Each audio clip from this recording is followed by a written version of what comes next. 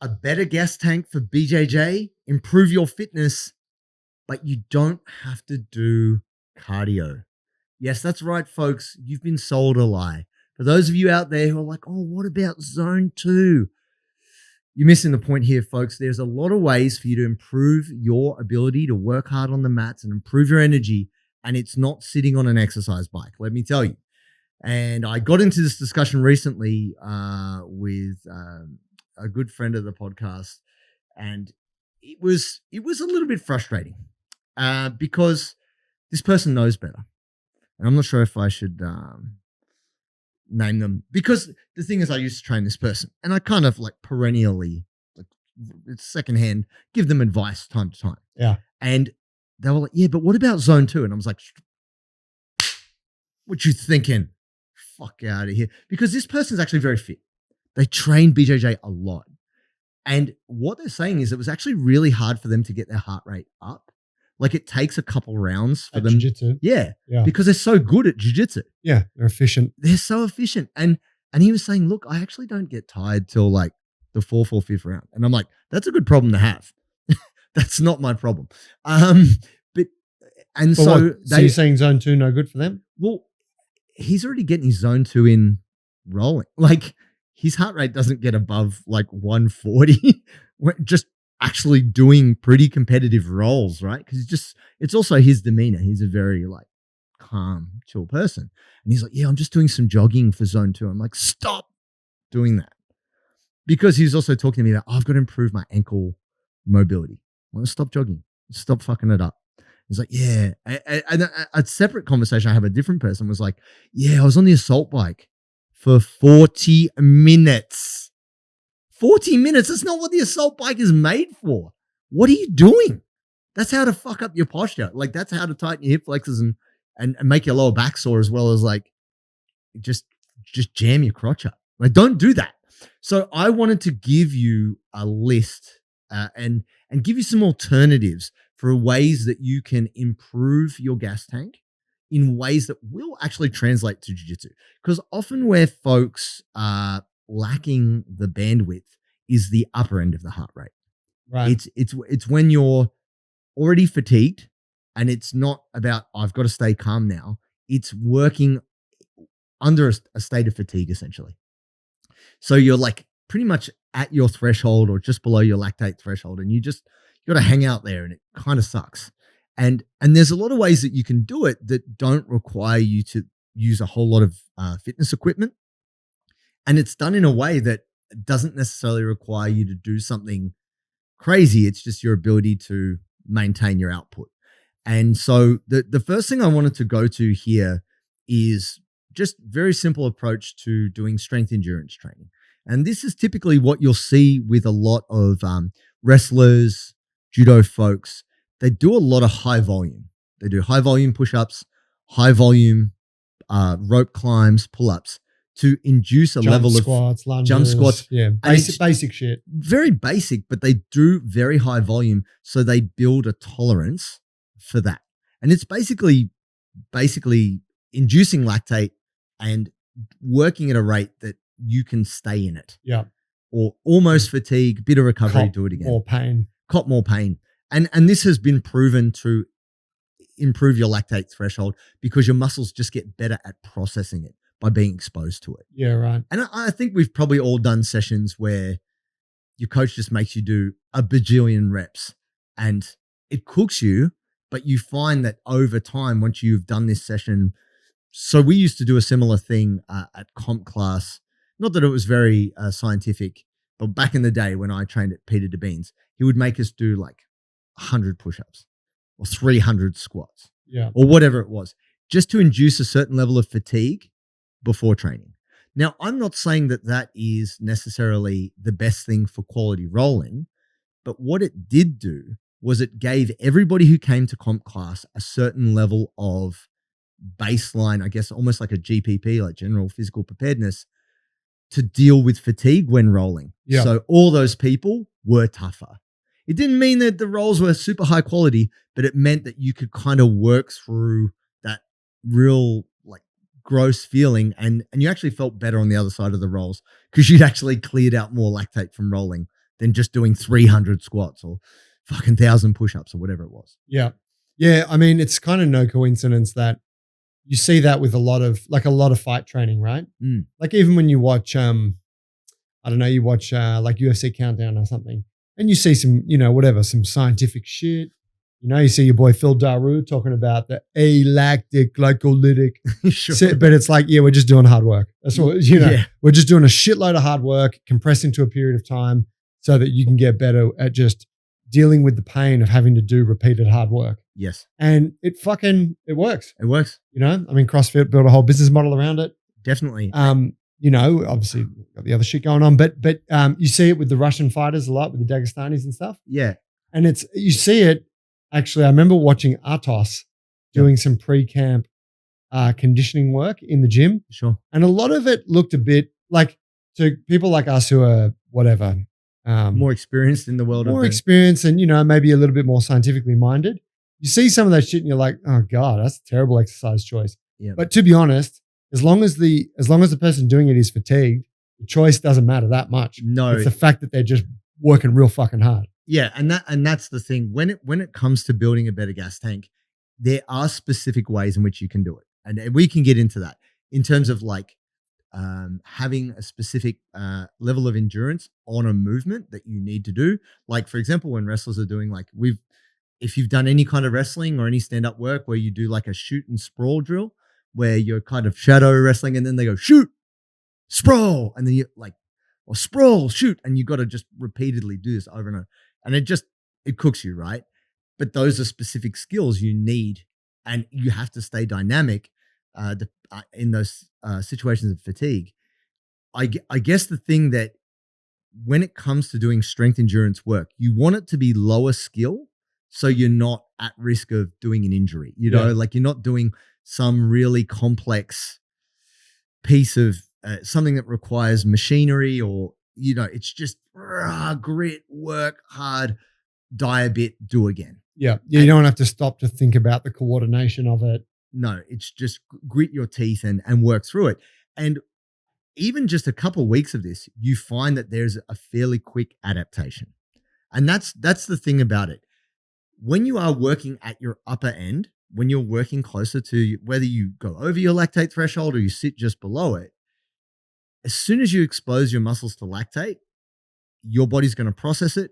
You will get better at processing it within days. And that's the great thing.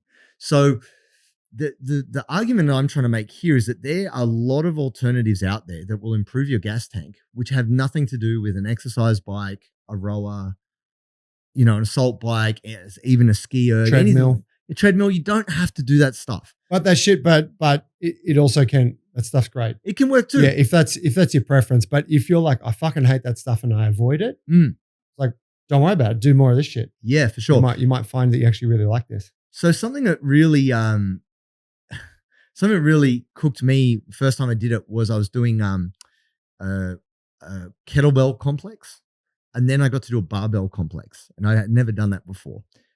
And I had barely, initially it was like a pretty light kettlebell, but it's like, you're going to do 1 rep of all these movements. Don't put the kettlebell down. Now you're going to do 2 reps of all these movements. Now 3, now 4, all the way up to 8 reps. And I was like, initially I was like, oh, this kettlebell's too light. Holy fuck, this kettlebell's really heavy. Like you're feeling the pump in the forearms and your back, and it's become so unbearable. It's just a question of like, are you going to keep going? Like, and it's crazy what this level of like burn and ache does to your brain. And it's a suffering you're inducing on yourself. So it's like, how much are you willing to lean in on this? And so once I'd done that with kettlebells within my first couple of weeks training kettlebells, I was like, that's the hardest stuff I ever done. Then my Russian coach was like, okay, barbell. And then like, it's like a certain amount of upright rows, certain amount of cleans, certain amount of presses, certain amount of deadlifts. And you basically don't put the barbell down for like, I don't know, 2 minutes. Yeah. And then it's like, and again, and again. And I'm like, I'm standing on the spot and I'm so gassed. I have so much lactate. I feel like I'm going to vomit. I'm not running. I'm not jumping. I'm not anything. So I think the value in, say, higher volume kettlebell work, where you're not you're not necessarily doing carries or anything. You're just doing swings and snatches and cleans and jerks. Same thing with barbells. You can get a super high level of fatigue, which is going to translate to gripping and lifting and moving, which can occur in grappling, but there's no impact. You're not making your Achilles tight. You're not impacting your knees. And it really builds an insane level of lactate tolerance through your core, shoulders, and upper body. Right. Have you ever done like complex work? Like I have, complexes? Yeah, I remember I used to do a bit when I was kind of fucking around with CrossFit for a while. Yeah, I really liked it. Yeah. Yeah, it's a killer. Oh, it's brutal. Yeah. I mean, I used to do a lot, like especially around that time, a lot of just conditioning because conditioning seemed really important. And did it hard for a couple of years. Yeah, I like it. I tell you what, I found that because I stopped doing that style of training and I've been more interested in just strength and flexibility for some years. And I got to a point recently where I was like, I'm actually like intimidated to do conditioning work. Yeah. Like if the reps go up and there's burpees involved and a carry and I'm like, it says AMRAP or whatever. I'm like, I'm a little bit scared of this. Yeah. So I started doing a little bit. Oh, nice. And I realized, because, we've all got those friends that just do that style of training all the time. They love it. And you get good at what you do all the time. Yes. And so I realized, you know what, this conditioning thing is actually really good for me now, just to dose in a little bit. Yeah. This is kind of what got me back into running. Nice. Yeah, because I was like, running had that same level of intimidation for the similar reason of I don't want to do strict cardio work. Yeah. And so I started running a bit and it's become a lot less scary now and I actually kind of enjoy it. Yeah. Yeah. And sorry to say. No. I mean, I respect you still, Joe, regardless. Imagine. That's my humble acceptance of Joe's failings. The two elements that you need to guarantee your success in the gym are guidance and accountability. The big mistake that we see people making when training for BJJ is doing random workouts. That's why we made the Bulletproof for BJJ app. We have our online community that can give you feedback and help you out. And then we also have our structured programs that will get you fitter, stronger, and more flexible for BJJ. We've got a 14-day free trial. Get in there, try it out. And if you decide that it's not for you, we have a 100% money back guarantee. So go to the Play Store, go to the App Store, download the app, and we'll see you on the inside. No, look, if you love running and you love riding a bike and you love doing cardio stuff, do it. Like, it is healthy. Being active is way better than being inactive. Cannot stress that enough. I guess the difference for me is if you've got limited time and someone says, I'm trying to improve my gas tank for BJJ, and that's the frame, then I would say, hey, don't start a whole new activity. No, don't just start a whole new sport. Yeah, spend 10 minutes at the end of your workout with these tools you've already got. Doing this, yeah. And so this is where I wanted to go to. Actually, just one thing on what I observed, because I wear the Whoop now, right? Yeah. And so I was like, I've been looking at like my heart rate during the session. And what I noticed, this is part of the reason why I was like, I'm going to run more, was because I'd put together a little workout for myself. I'd be like, all right, we'll do 30 kettlebell swings, 20 push-ups, fucking 10 whatever, and then carry. Yeah. And I noticed that because I was going so heavy on everything, because my bias is towards weight heavier, I actually didn't get my heart rate up that much. And I was like, fuck, I actually got to go lighter so I can move more and get the heart rate up. So that's why I'm just gonna go for a fucking run. Yeah, I mean, whatever. It's the soccer player in you. It's the football player in you. You wanna run. You want to feel agile. You want to start juggling the fucking soccer ball and ducking in and out of cones of shit and just flopping on the ground because you were too close to someone. Ref. That's fine. Get the magic sponge. All good. But no, I wanted to go to something we talked about before, which is carries. Yep. And this is the thing that I got it from strongman training when I first got introduced to it, and also tied into kettlebell training. It is mind-blowing. I mean, as somebody who also loves to just carry all the shopping in one go, I don't know if you're someone like that where you're standard. Come on. Like, is there any other fucking way? Is there any other way? Like, you don't want to do 2 trips. I don't even get bags. That's fucking pussy. I just carry all of my groceries. just chuck them all under your shirt. But no, what I have taken away as a massive difference between just lifting weights, because lifting weights is good, but a weight you can lift and then carry over space is totally different to a weight you can just lift a couple of times. Yeah. It is so hard to hoist a bunch of weight and move quickly and efficiently with it, whether that be by your side, up at your chest, overhead. And then when you make it something less conventional, like a sandbag, oh my God, fucking hell. Whether it's on your shoulder or your hip, or you can grip it or you can't, like the other element, which is so great about that, is the compressive force it has on your torso, which means you can't breathe. You just Dyson breaths. You're just barely breathing, but you have to still generate effort. And it's this mixture of isometric muscle contraction while also heart and lungs working, while having to really get your legs and hips moving. Like it really, for me, is unparalleled in how that can make you fitter with minimal equipment in a short amount of space in a short amount of time. Yeah. So that's carries are sick. So good. And we feature them a fair bit in our program. And you could do it with dumbbells, kettlebells, sandbags, whatever. Grab a person. Grab a stone. Yeah, grab a stone. You might have done a similar. Grab a kid, grab a dog under each arm, whatever. I mean, any parent of young children will fucking know, like, it often ends up in a carry, when you try and go on a little adventure with a kid and they're like, carry.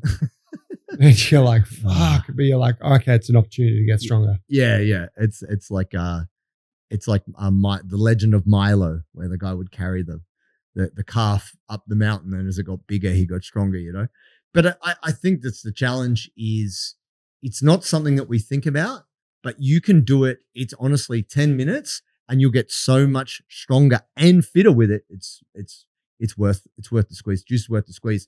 Now, the thing I actually wanted to go to more towards the end is just doing more volume with a bit less rest. Now, you might have found this, Joe, where you pushed for time and you're like, fuck, I got half an hour. Well, what if I just what if I make everything a superset? Yeah. All right. Well, it says squats, then dip. What if I just go squats, dips, bang, bang? And you're not doing a ton of reps, but by like reducing or getting rid of the rest time, you just stay working the whole time. Heart rate goes fucking up. Yeah. And you're not doing lightweight and you're not doing super high volume, but because you are moving around and you're taxing your body in different ways, it's not as though you intended to do a circuit, but just by the nature of you not chilling, you sweat, you pump sweat. Yeah. Heart rate goes up. You're like, oh my God, this is fucking. But then you get to the end of the half an hour and you've done the whole workout and you've also like pumped the lungs. This is something I noticed friends who bodybuild. Yeah. Right. Because we have more of a strength emphasis, right, with our training, which anyone that's into strength is like heavy weights or heavy load and rest periods. Yes. And some bodybuilder types will also do a bit of that. But moreover, what I've been interested to know is that a lot of bodybuilding friends are like, especially once they've been doing it for a long time, they're like, no, I don't really rest. I just go in, I do boom, boom, boom, boom, boom, boom, boom, 30 minutes and I'm out. Yeah. And it's actually like, you're like, oh shit, you're actually pushing the pace quite a bit, right? Yeah. Like they're getting that sort of cardio demand there as well. Yeah. I've noticed that because I've been trying to do a bit of that in the gym, and you're like, yeah, you turn what could be a 45 to 1 hour workout at a sort of low intensity. Cruisy. Turn into like a 25, 30 minute high intensity thing. Pump. You get a lot of fucking work done in a short space of time. And yeah, you're like, man, I feel like I just came out of like a couple of no-gi rounds. Yeah. Got the veins coming and shit. And you're like, fuck yeah, I feel jacked. and you just feel the sweat, right? Like for those of you out there who don't wear a heart rate monitor or you don't wear some kind of like a Whoop or a trackable or anything like that, you're missing out a little bit in the sense that, I mean, I'm not someone who wears a Whoop, but I do keep track of how gassed I am. And I will write in my journal, fuck, that was a 9 out of 10 for various reasons, and I will compare fatigue to like strength. So sometimes something is more taxing on strength and something will induce more fatigue and I didn't maybe lift as heavy. But I always try to pay attention to like, how tired am I at the end of a workout? And rest breaks and measuring your rest break, timing your rest break is actually huge. So what you can do, a step in the right direction for you improving your gas tank, improving your work capacity, is to actually set a hard limit on your rest time. Yeah. But the other thing which really works here, and this probably speaks to CrossFitters and which is the kind of on the minute, every minute, or you do a timed window. Yeah. So you've got 3 exercises. You go, right, I've got 2 minutes. The sooner I get all these exercises done, my rest break starts. Yeah. But once it goes 2 minutes, you got to start those round of 3 exercises again. Yeah. And you just do 5 sets or however many sets you plan to do. That's only 10 minutes, right? Yeah. But it really does cook you because it's not about how you feel. It's just the time, the exercises, the reps, do it. And it is very effective. Yeah. Yeah. It works very well. So I think I want to just finish off because we've gone on this before, and this is my advice to our esteemed friend who is very good at jiu-jitsu and is improving their conditioning. I said, look, stop fucking around. Your baseline cardio is great because of how much jiu-jitsu do. They train twice a day. I said, you got to push your top end. So what I said is you need a sled and you need some kettlebell swings. I actually want them to do kettlebell snatch, but they were less familiar with the technique. So they'll build up to that. But I'm like, the easiest thing you do is kettlebell swings. So I'm like, right, 30 seconds of swings, 30 seconds of sled. And then you get your you get your 30-second break. Right. And it's 2-to-1. I'm not talking Tabata, but this is 2-to-1 is like a ratio that's sure to induce lactate.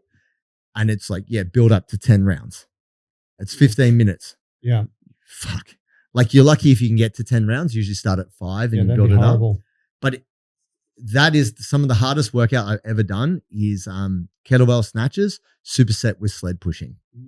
And it's 2-to-1 work to rest ratio. And so I've kind of given it to them as a project and they're working on it and they're like, man, I'm feeling fitter. And it's only been a couple of weeks. And that's the thing I want to stress to you guys is that when you start to work a bit harder using these tools where there is a bit of resistance involved, you actually adapt very quickly. It's not you're going to be fitter in 6 months. You'll be fitter in a couple of weeks. Your tolerance for the stress will increase. And what you'll find is you just don't get as tired on the mat. And that's what we want for you folks. Better endurance, better energy.